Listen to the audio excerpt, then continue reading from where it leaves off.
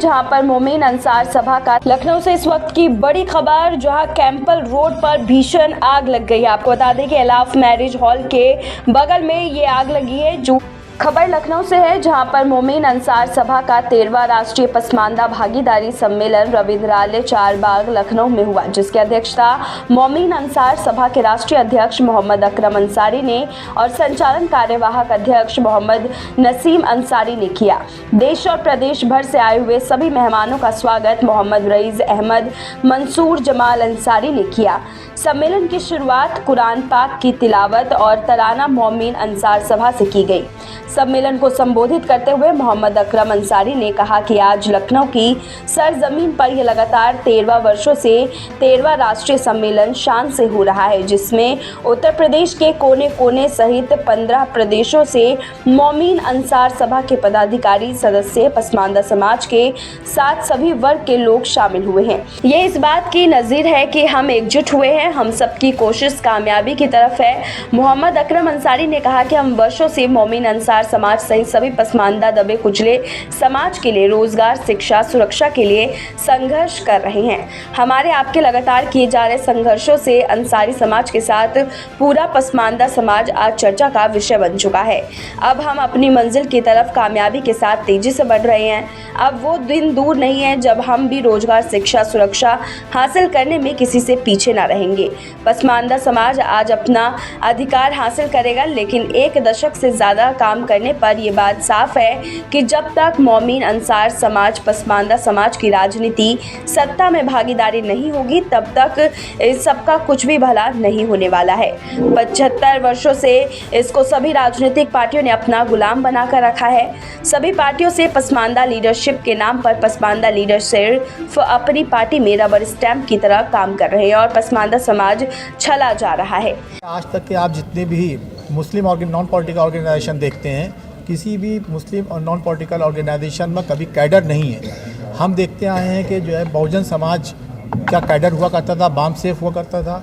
आज ये कह सकते हैं हम कि मोमिन अंसार सभा का एक कैडर ऐसा है जो गांव-गांव, कस्बे तक के संगठन है। आज आप सिर्फ प्रतिनिधि देख रहे हैं यहाँ पे, जिनके पीछे हज़ारों और लाखों लोग अपने अपने क्षेत्रों के लोग हैं।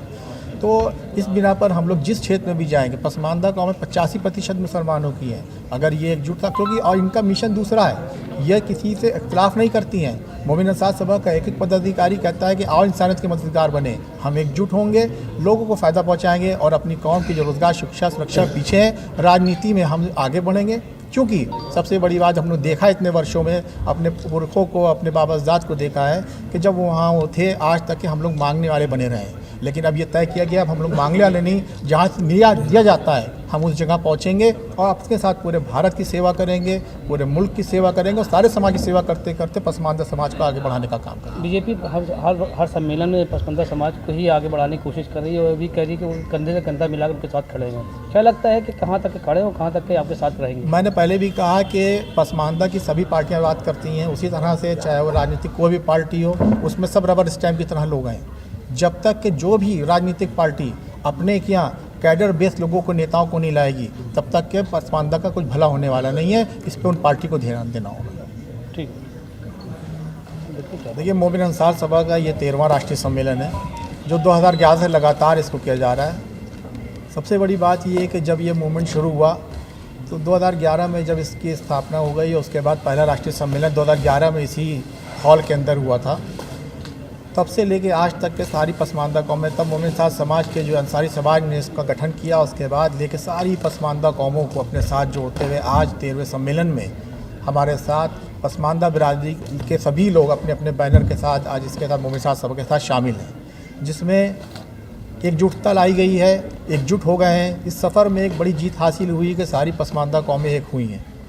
जहाँ तक कि 75 सालों से पसमानदा कौम रोज़गार, शिक्षा और सुरक्षा से वंचित थी, आज हम लोग उसकी लड़ाई लड़ने के लिए मैदान में आए और उसके बाद काफ़ी कुछ उसमें हम आगे बढ़े हैं। जहाँ तक कि हम देखते हैं कि सभी राजनीतिक पार्टियों ने पसमानदा कौमों को कहीं कुछ दिया नहीं, लेकिन उनके साथ जो उनकी राजनीतिक पार्टियों में रबर स्टैम्प की तरह लोगों ने उनको इस्तेमाल किया, लोगों को शामिल किया अपने साथ और पसमानदा कौमों को ठगने का काम किया गया।